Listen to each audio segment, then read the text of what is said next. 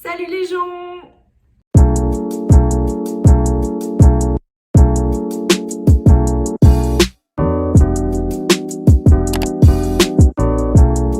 J'espère que vous allez bien, je suis super contente de vous retrouver aujourd'hui pour une story time. La première de l'année et quoi de mieux pour commencer ma chaîne, de vous raconter une histoire très gênante. Franchement, cette histoire est ridicule. Je vais essayer de faire...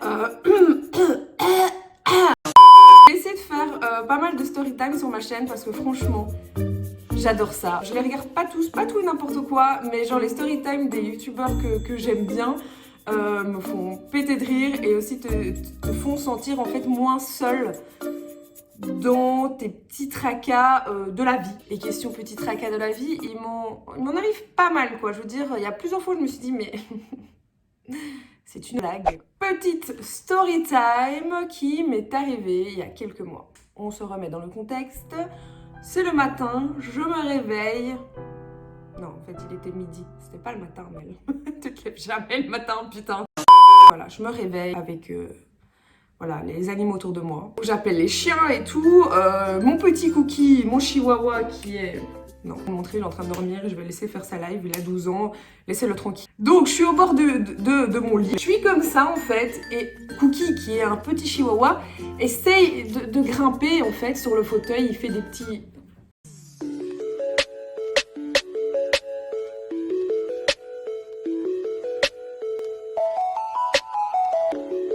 Vous voyez, genre les petits chiens ou les chihuahuas qui n'arrivent pas en fait. Ça fait 12 ans qu'il essaye, il n'y arrive toujours pas à monter dans ce putain de fauteuil. Et moi, je suis là sur le bord, je m'étire comme ça en mode le drame, ça griffe, je n'ai rien vu venir, voilà, j'étais tranquillement, je n'avais rien demandé à personne et clac, mon œil qui commence à pleurer. Je pense que j'ai sorti un petit fuck et genre Cookie est parti se cacher en mode mais bon je ne t'en veux pas Cookie, ça n'est pas de ta faute. C'était vif genre vous voyez quand vous avez une douleur en mode qui vous avez l'impression que vous sentez votre cœur battre, il y a rien qui allait, j'ai l'impression que j'allais crever. J'étais là comme ça aveugle. Bon, premier réflexe quand même, griffe d'un animal, je vais quand même me rincer l'œil comme ça dans le au-dessus de l'évier comme ça, mettre de l'eau. Sur le moment je me dis bah écoute, the show must go on. This is fine. Ce jour-là, j'avais des trucs à faire. Je me dis, tu sais quoi, on rince un petit peu l'œil, on va s'habiller et bah, la douleur va passer. Ça doit passer. Au début, c'est très bizarre, mais genre, c'était plus une petite douleur en fait.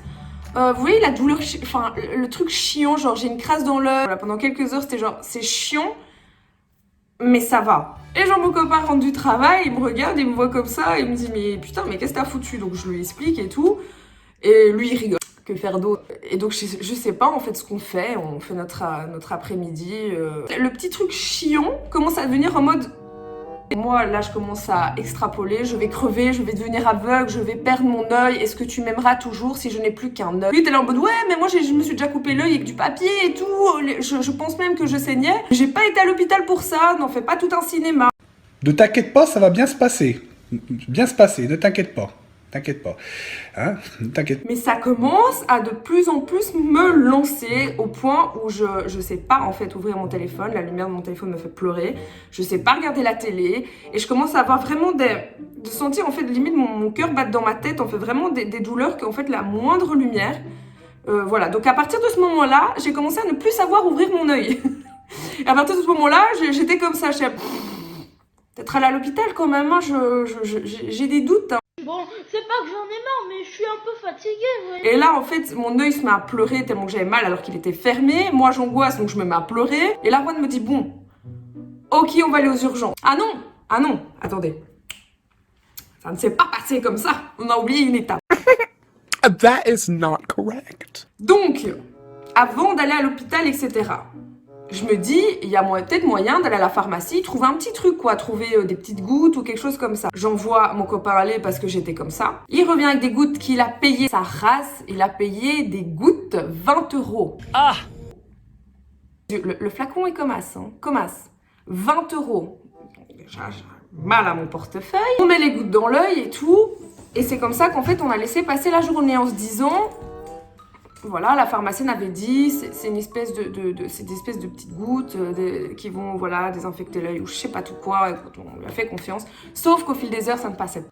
Le pire dans cette histoire, c'est qu'en fait, je sais pas si ça vous est déjà arrivé, mais quand vous avez très mal à l'œil, en mode même rien que la lumière, que ce soit la télé, le téléphone ou la lumière de votre pièce, votre œil se ferme en fait et impossible de l'ouvrir. Sauf que la nature est tellement bien faite, le corps humain, l'autre œil se ferme aussi. À partir de ce moment-là, j'ai passé en fait ma vie en mode aveugle. Et pendant les 3-4 jours qui ont suivi, j'avais les yeux fermés. Impossible de les ouvrir en fait. C'est le soir, on doit aller aux urgences, pas de voiture et aller dans les transports en commun avec voilà, les yeux fermés, etc. On se dit c'est compliqué. On appelle ma mère en disant est-ce que tu peux nous conduire aux urgences, à l'hôpital parce que Mel ne voit plus rien, etc. Ma mère qui rigole vite fait en mode putain mais qu'est-ce qu'elle a encore foutu. Je dois prendre un abonnement en fait aux urgences.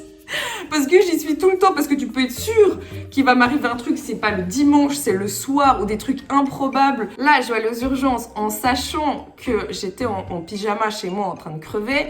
Rowan me dit, mais enfin, il va falloir t'habiller. Sauf que, voilà, à partir de ce moment-là, comme je vous dis, j'avais mis un espèce de bandeau sur mes yeux, je sais pas, on a essayé de rafistoler avec un mouchoir, avec des sparadraps, des bandages, je sais pas, on a essayé de faire un truc et on restait avec les lumières éteintes à la maison, enfin c'était vraiment le chaos quoi. C'est très flippant aussi, c'est genre je me cognais partout et tout, franchement c'est flippant, je me suis dit à ce moment-là, j'espère ne jamais devenir aveugle parce que c'est une catastrophe.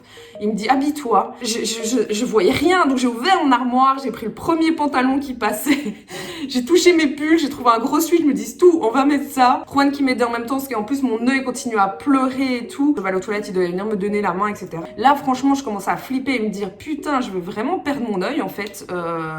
Ça craint de ouf. À l'extérieur, il y avait aussi les lumières dans la rue, voilà, etc. Je me dis, on va essayer de cacher ma vue, quoi. Et du coup, le truc que j'ai trouvé pour cacher ma vue, c'est, vous voyez les masques pour dormir, en fait. Le seul qui était propre et que j'ai retrouvé à ce moment-là, je mettrai une photo parce que c'est ridicule. C'était un bandeau rose de chez Undies avec écrit « Relou ».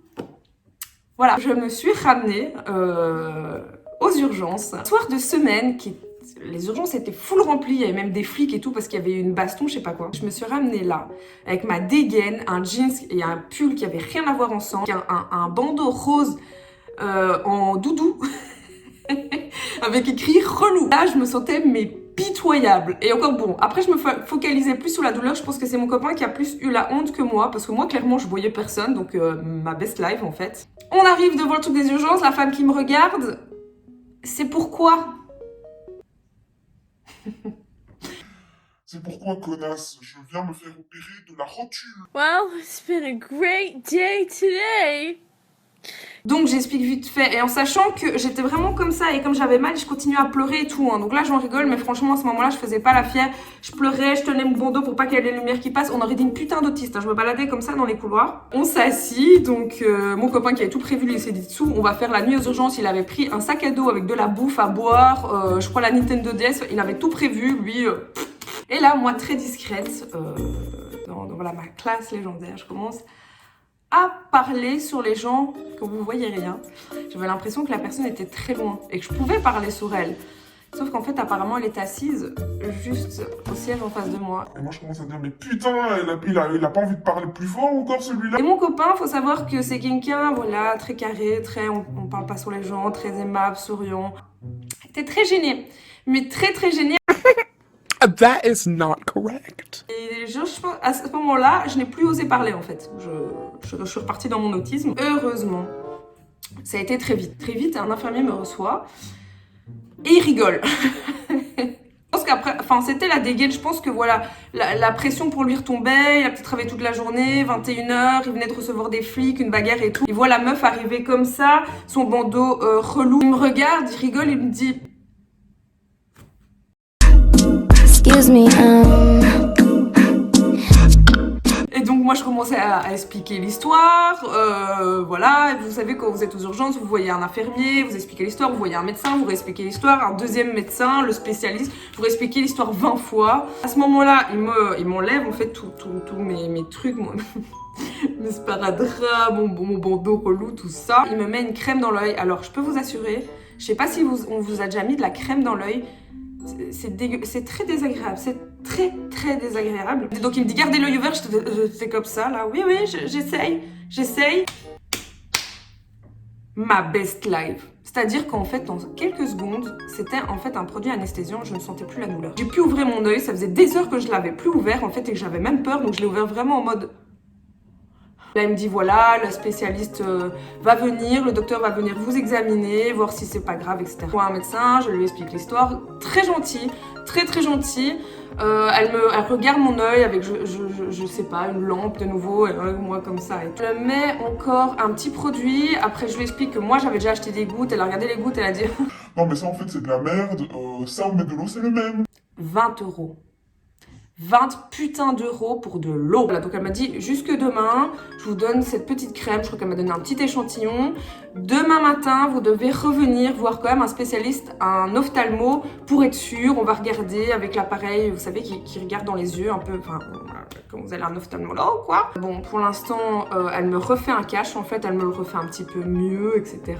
On repart. C'est pas qu'on va attendre le tram, mais qu'à ce moment-là, on tombe sur une connaissance à mon copain. Je suis là dans la rue en mode autiste, en mode suite, rouge, flashy, le truc ici, enfin il y avait rien qui allait. Et j'entends mon copain, hey, comment tu vas? Ça fait super longtemps, Jean-Philippe. À ce moment-là, en plus, il commence à parler avec la personne, il me tient plus, hein, clairement. Et moi, je suis là, qu'est-ce qui se passe? Qu'est-ce qui se passe? Il me présente et tout, voilà, c'est ma copine et tout, on s'est jamais vu. Mais c'est pas qu'il explique, en fait, tu vois, il aurait pu dire, fais pas attention, elle sort de l'hôpital, la pauvre, elle a une griffe, etc. Je voyais un petit peu de l'autre œil et je voyais que le gars me regardait, genre...